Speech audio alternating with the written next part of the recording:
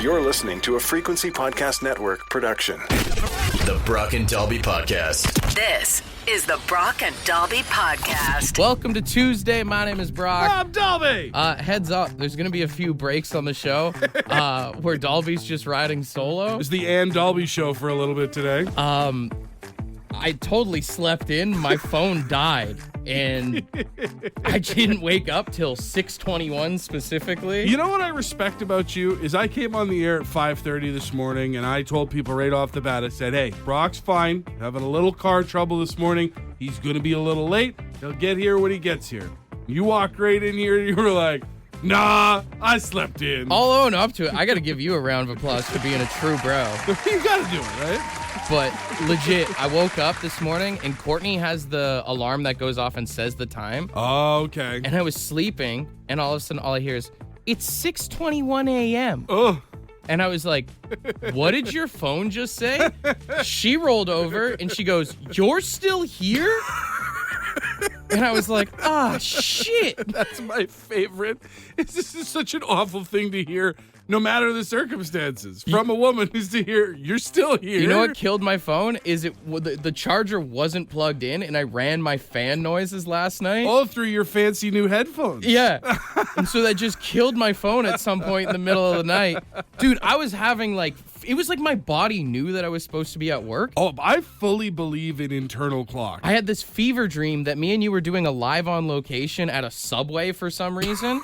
Why? I showed up late because I slept in. Okay. Then you were there, and then it was like both of us kept falling asleep. We kept missing our breaks. The people from Subway would be like, you guys haven't raised any money for this charity. I was like, this is a charity event? What charity are we doing at Subway? I don't know. Then all of a sudden, your girlfriend was there. My friends were there. We all kept falling asleep. What are they putting in the bread? And then me and you started getting into an argument, and you're like, well, you fell asleep first, and then all I hear is, it's 6:21 a.m. And I was like, what the actual fuck, man? Well, the good news is I owe you one. Yeah, I owe you one. I'll see you at 6:30 tomorrow. This is the Brock and Dalby Podcast. It's Green Day when I come around. If you have a washing machine, it probably makes it sound like this whenever it's done. Yeah, note for note.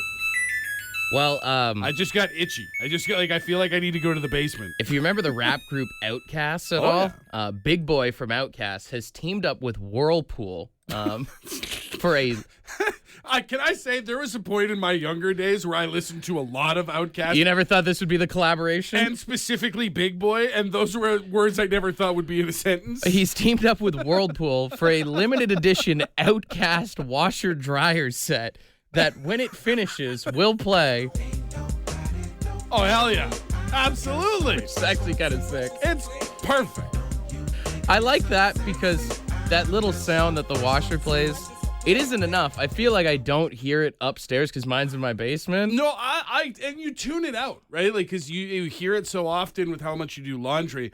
I know that song plays every single time my washer or my dryer finishes, but it's not until I get the notification on my phone that I'm like, oh, it's time. This is actually a really great idea. It'll catch your attention. So I was thinking, you could do this with other songs. It's a shame that they never teamed up with Ozzy before he died. Perfect for a washing machine.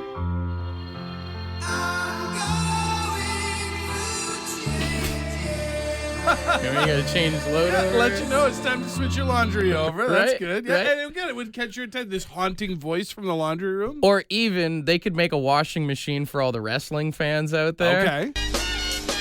Ooh. Your time is up, my time is now. You can't Dude, have that in a laundromat where you have to put the quarters in to start the machine. Yeah. Yo, your time is up. My time is now. Exactly. It's perfect. Or, we're talking about catching attention. I think they should make a Slayer washing machine. If you hear this coming from the basement, you're never going to leave your clothes in the washing machine ever again. The problem is if you're not ready for it, your pants are going to need to go in the washing machine. The Brock and Dalby Podcast. Jessica just texted in at 762-555 and said, I wish they could make sounds for changing your furnace filter. That's the one I need. Like, I know when my laundry is roughly going to be done, but I don't have it in my brain to keep tabs on my furnace filter needing changing. I was trying to think of songs that your furnace filter could play. Oh, God. I don't know if you remember this.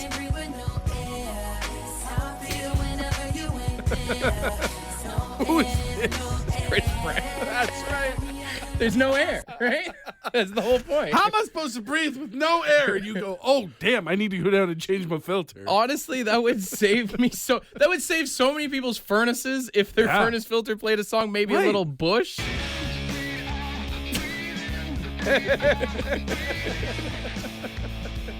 Literally getting commands from the furnace to come and save me from myself. Yeah. Or, I mean, even if you want to talk about songs about breathing. You start hearing this from your basement, you're like, yeah, it's time. It's time. But I think the best one that you could possibly do is if you were able to cue up Phil Collins in the air tonight. Okay. But just specifically, time to change the furnace filter. Brother, if my furnace starts doing the drum solo from In the Air tonight, I think it's a way bigger problem than the filter. Call on Reliance. The Brock and Dalby Podcast. The Brock and Dalby Podcast. Have you ever wondered how long the average person spends their life kissing? I was spending all that time necking? Well, according to a very bizarre study, the average person spends around 20,000 minutes of their life kissing. Wow. Which works out to about 2 weeks of their entire life kissing. I mean, I guess when you say 2 weeks, like if someone, a lot of high school sweethearts, you spend your life with somebody, that does feel low. Well, that's the thing. You may be thinking like a lot of foreplay energy kind of type stuff, but this study also does say fewer than half of the world's cultures kiss in a romantic way. Oh. Right? Like a lot of cultures, it's like a hello, a goodbye. The double cheek kiss, stuff like that. Right? But then it did get me curious. How much time do you think the average person spends making love?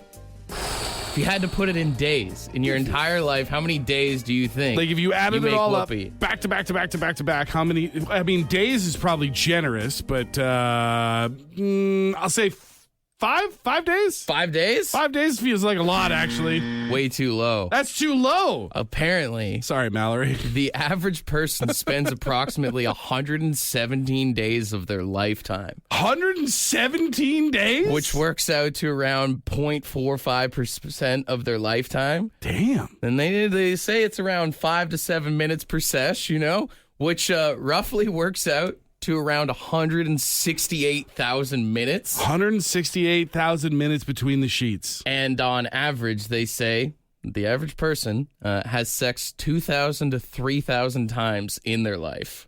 Okay, so I'm turning 42 next month. Does that math seem to check out for everybody here? I feel like I gotta have a hell of a run in the second half here. Yeah. Like, are we just asking people from like 16 to like 25? Yeah. Is that how that works? It's just Wilt Chamberlain. It's only Wilt Chamberlain. 9,000 people were asked in this survey, which is either like the horniest 9,000 people you've ever met, or we're not meeting quotas here. No, we've got some time to put in here going forward. Although this is great. If you feel like things have been on the rocks lately in the relationship, maybe you go home and be like, we're under par. maybe the spark has died down a little bit. You want to put some lead back in the pencil, you just go and explain, listen, statistically, the reason we're so bummed out all the time is because we're not doing it enough. And if that doesn't work, I don't know what will. You're the reason we're not happy. No, maybe don't phrase it like that. Try that at home. See how it works for you. This is the Brock and Dalby Podcast.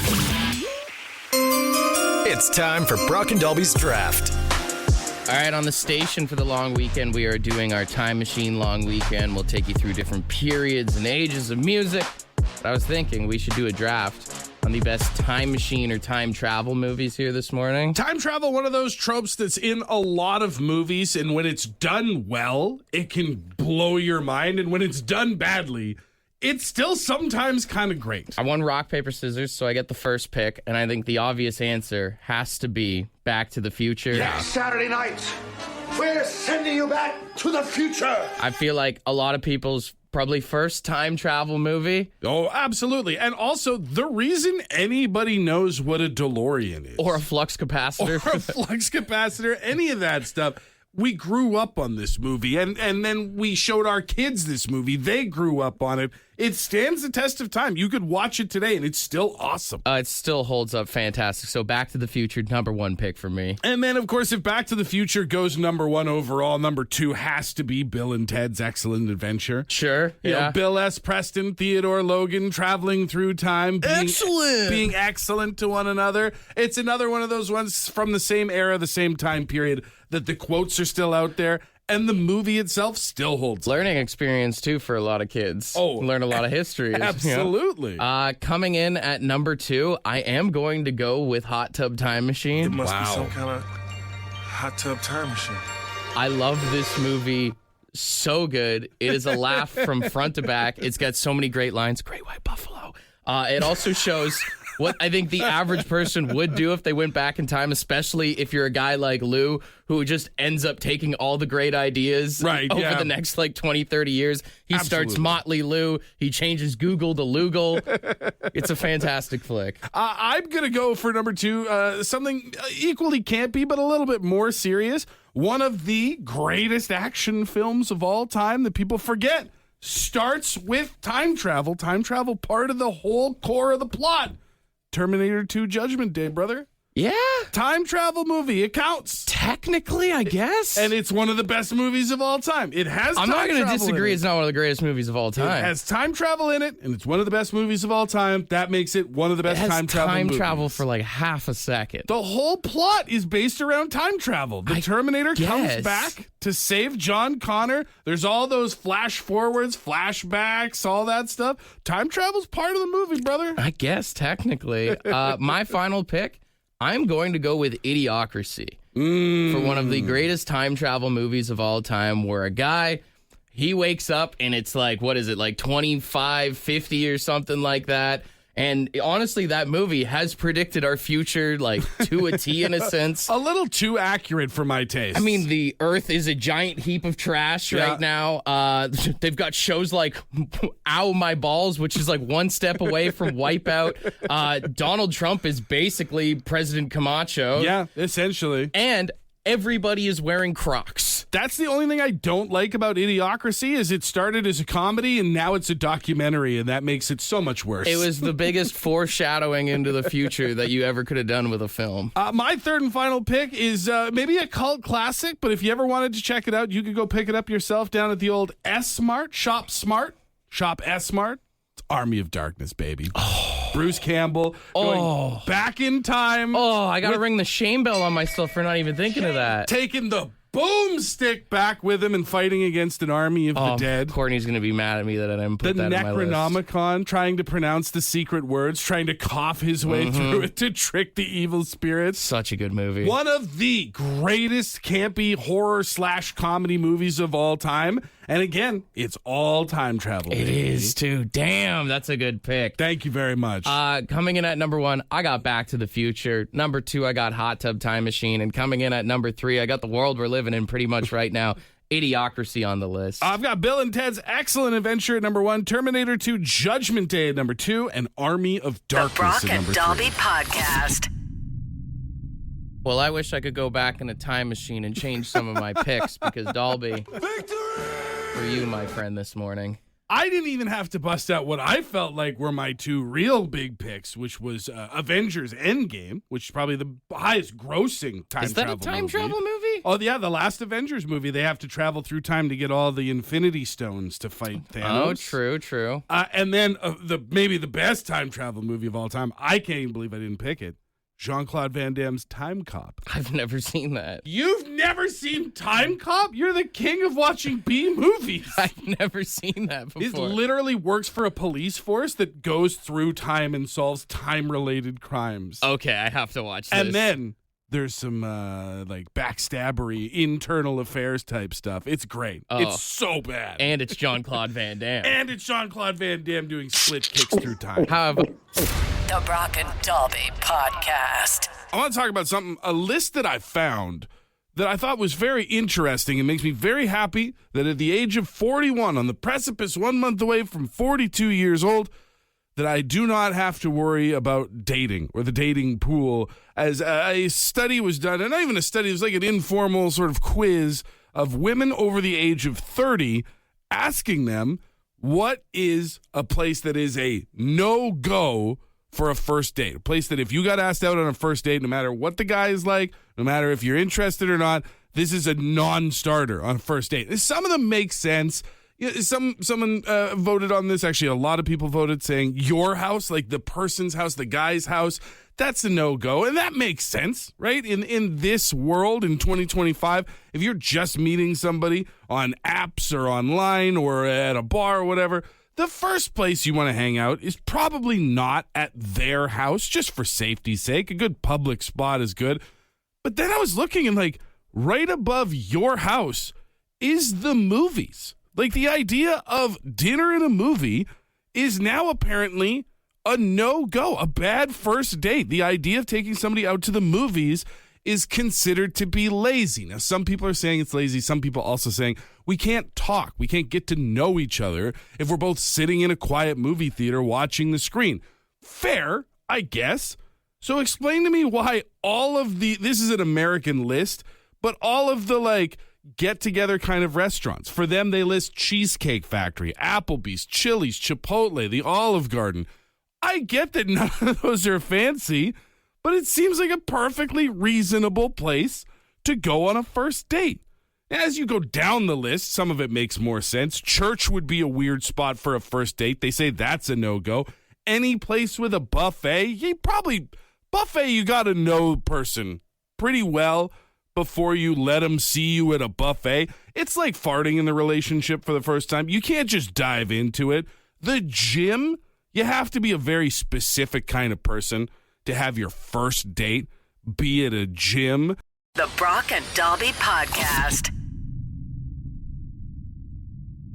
Women over 30 were asked the question, where is a no-go for a first date? If the guy says, I want to take you on a date, and you're into it, but he says, we were going to go to one of these places, that's going to be a no. Aaron, you said you had an idea for where a bad first date would be. What are you thinking? Home to meet his family. His father asked me what his intentions were, or what my intentions were with his son.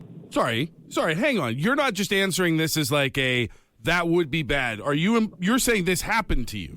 Yes, this happened. It was horrible. It was so uncomfortable. His whole family was there. Good Lord. When he asked you, who asked you out on the date? You or him?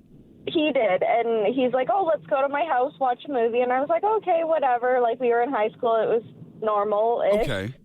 And I didn't know his whole family was going to be there, including, like, his grandma. And, yeah. I mean, at least you know, right? Like, a lot of people complain in dating. High school is maybe different, but people complain in dating that you're never sure if someone's serious about the relationship or not. If he brings you home to meet grandma, he's pretty serious. Yeah, it didn't go much farther after that. I left after that and went to work, and I was like, yeah, I don't think I'm going to talk to you again.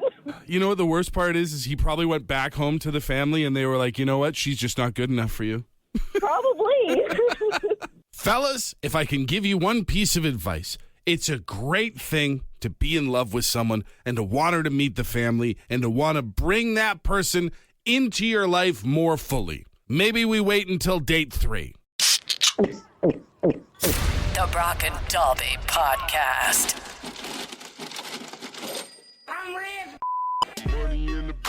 all right, we've got $100 in Lotto Max tickets for tonight's jackpot on the line here. $25 million up for grabs potentially in a jackpot this evening. And of course, the question remains the same. What would you do If you won the lottery. We've got 3 callers on hold. If you're not one of them, that does mean you're a judge. 762-555. Let us know who has the best answer this morning.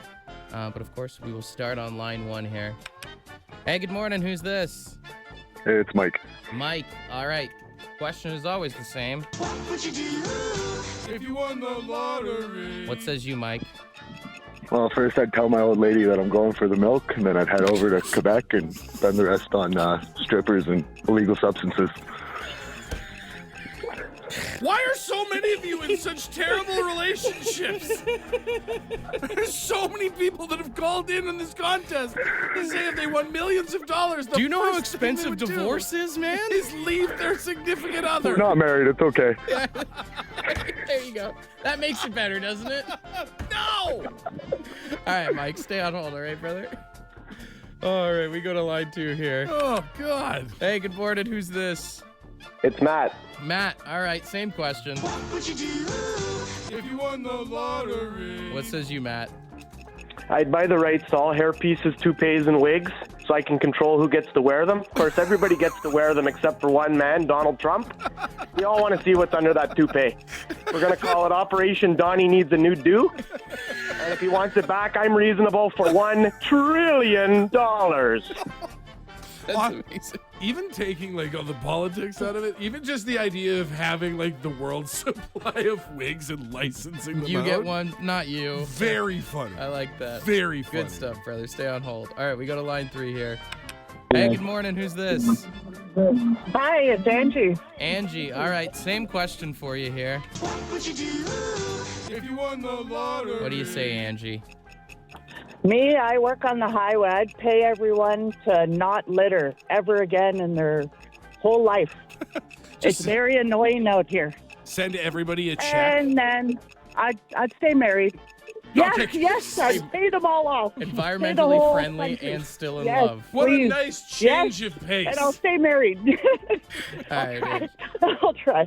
All right, stay on hold here. Okay, let's weigh out the options. Mike, Matt, Angie So we here. have Mike is going to leave the missus, go to Quebec, and just ruin his life. Yeah. We have Matt, who wants to become a bigwig. He would buy all of the licensing rights for all the wigs and toupees in the world and dole them out as he sees fit. And then Angie is going to cut us all a check for not littering, and then I assume there would be some sort of punishment if you got caught. Angie's is a sweetheart answer. Yes. But it's That's not what we're looking for. It's here. between line 1 and line 2. I think Mike's is very hilarious. But I do like Matt's idea of controlling all the toupees. I also think, like, the first time someone said, if I win the lottery, I would leave my missus and whatever, like, that person won that day. Because that was funny and unexpected, but I think I've We're heard just it. learning how bad relationships are for a lot of people right now. Like, maybe we don't give out lottery tickets. Maybe we give out $100 in therapy to some of these people. Yeah, maybe. Text line seems to agree.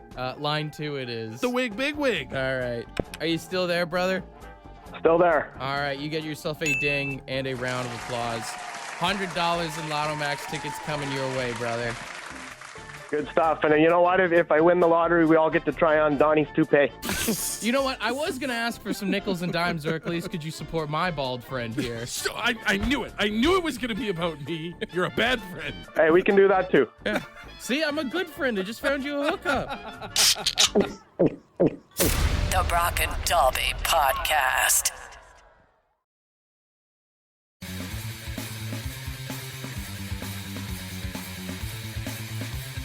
Text us 762-555.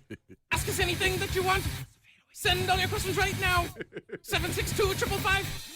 Ask us a question and we'll try to read it on the radio right now. Or maybe we'll ignore you if you're rude to us. 762-555 is the number to text. Ask us your questions right now! The flex is my favorite part that no one else can see. It's the double arm Hulk Hogan. All right, let's get her going. 762-555. First question in here says, if you weren't allowed to live in Canada anymore, which state would you choose to live in and why? I would probably say Washington. I think Seattle is a pretty sick place to be. Okay, not like Washington, D.C. No, Yeah. Jesus. No, that's got to like, be what are at you the doing, man? bottom of the list. I've said it before, Florida. I love Florida. I want to be a snowbird one day when I get older, and the people watching is fantastic. I've said this a million times. You know what I compare living in Florida to is your theory on how you never want to be the homeowner with the pool. You want to be friends with someone who has a pool. Mm-hmm. I want to be able to go to Florida. I don't want to live there. I want to do what my grandparents did, rent out a trailer for like 5 months of the year, live Florida man style, and then come back to Canada if I'm allowed. As long as you got an escape route, you're good. Mm-hmm. Another one here says, what's one thing everyone should experience at least once? You know what I always tell people is everybody should go and visit the territories. I obviously am very fond of the Northwest Territories. It's where I grew up. Yeah. But I feel like there is this massive stretch of land across our country between the Yukon, Nunavut, and the NWT that most people will never experience in person. And while you should not go in the wintertime unless you hate yourself, in the summer, it's some of the most gorgeous, untouched part of this country. The unfortunate thing is it's just so damn expensive to get there. Like the price to go to the Northwest Territories, you could go on like a dope vacation. 100%. I agree with everything you're saying. It's not easy, but if you get the opportunity, everyone should go to the territories. One territory at least once. On another note, I'd like to say that I think everyone at least one point in their life should work in the food service industry. Yeah. Just to have an appreciation for everybody who works in that industry. And you know what? I'll take it one step farther and say it shouldn't count if you're in your teens. I think like maybe 18, 19, 20, you should have to work in the food service industry. Server, kitchen, whatever it is. When you're old enough to know that this sucks, so that you'll be nicer to the people who are doing it. I see some of you at restaurants. I can see your true colors. Y'all ain't been in the trenches before. You don't know what it's like. You don't understand what you're doing to people. Someone said, with football season coming up, wondering how do I get my girlfriend into football? Food is a big one. I mean, if you got lots of food, you're going out somewhere. That's the thing. It's like, listen, if you've already, to a friend or a significant other or a loved one or whatever, tried to explain to them or show them the game of football and they're not into it, they're probably never going to be, but you can build around that with, like you said, like the food, the atmosphere. You can make it like a night out, like a hang kind of thing. Right. Or if you can stress the drama of what's going on, like maybe your gal likes the Kardashians, all that kind of stuff there. Right. So also, though, there is something to be said about like not necessarily having a partner who's into the thing you're into, but is willing to be with you while you're into the thing if you're going to make her watch football, you got to get into a show that she likes. That way there's no like crossover complaining. I'll tell you right now, I would give up NFL football. I would never watch another Pittsburgh Steelers game in my life if it also meant I would never even accidentally watch an episode of Love is Blind. I would make that trade in a heartbeat. Finally, someone said, what's something small that you think is a huge waste of money? Ooh, something small that's a huge waste of money. I got a good one. Okay. Pre-rolls.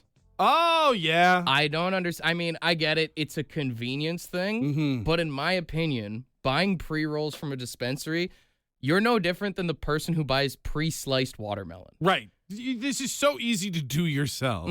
Just learn. You could save so much money. Yeah. And I'll tell you this. If you weigh up those pre-rolls, they're ripping you off, man. Oh, absolutely. They're ripping you off. Can I trigger some people with mine? Yeah. This is not a small purchase in terms of price, but a small thing. I don't know why anybody buys a watch in 2025. I've got a phone in my pocket. There are clocks literally everywhere. There is not a situation where I am like, if my time is not on my wrist, I will not know what I'm doing. I do love asking people who have a watch, what time is it? And then they pull out their phone. Oh, God. Watch the whole elaborate. Well, when they pull out their phone, yes, that's even better. I thought you were going to talk about when watch people do the whole elaborate, like, got to shake the arm, pull up the cuff. Oh, well, certainly. Let me tell you that. Stop it. Also, I'm just going to say this. A lot of you that buy these smartwatches for your health and fitness. Yeah. Let's get real, brother. Like you need another thing in your life telling you you're not standing up often enough. The doctor will tell you that your cholesterol's too high. You don't need an Apple Watch to do that. This is the Brock and Dalby Podcast. Ed's word of the day. Let's see what he's got. Good morning. Now today's word is events. Yep, events. EVINCE, events. And it's to reveal. Yeah, that's it. It's to reveal. That's just a bombastic way of saying reveal, I guess. However, I just evinced this word to you. Anyways, that just about does it. Have a great one. Cheers her up. He convinced us that he didn't have anything to say. I'm not 100% sure Ed's as into the word of the day as he used to be. You know what I mean? I think he evinced that to us. Events. So, I mean, sometimes when you hang out with people and they have a couple drinks, they do reveal or evince their true colors to you. Yeah, because that's the thing. This isn't like, pulling a rabbit out of the hat isn't evincing the hat. It's revealing the presence of a feeling or a quality. So yeah, when you finally get too drunk and let that one person know that you've had a crush on them for 6 years, you've evinced. Although I was thinking, if there are any, up and coming magicians right now, if you went by Vince Carter, great idea. The problem is I would think it's Vince and they were some sort of online only magician. This Vince sounds like a weird dating app. Like a robot that's doing dunks. Oh, look, it's Vince Carter. Events. Use it wherever you can, all right? Want to be a part of the podcast? Leave a message on the Bad Line. The Bad Line is the answering machine for the Brock and Dalby Show. To get the number, text the word BAD to 762-555. Thanks for listening to the Brock and Dalby podcast.